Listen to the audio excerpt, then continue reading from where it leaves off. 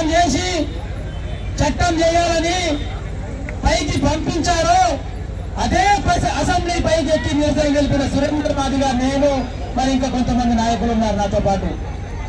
మరి ఏ గాంధీ భవన్ లో నిరసన తెలిపినామో అదే గాంధీ భవన్ లో ఫిబ్రవరి 4వ తారీఖు డప్పులు కొడుతూ విజయోత్సవం చేసుకున్నాము. ఆ రోజు సోషల్ డేగా కూడా నిన్ననే జీవో వచ్చింది. మరి సురేందర్, దామోదర్, మహేష్ మాదిగా, భారతి మాదిగా, మరి ఆంధ్రప్రదేశ్ లో తెల్లబండ రవి, చిర్ర నాగరాజు, మరి సాయిబాబా ఇంకా కొంతమంది అమరులైపోయారు.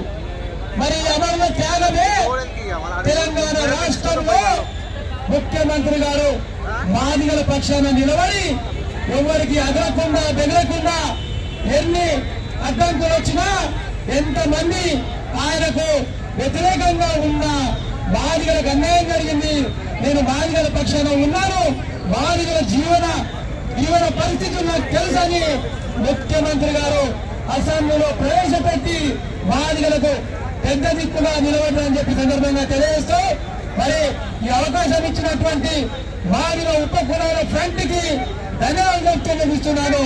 జై భీమ్, జై మాదిగ.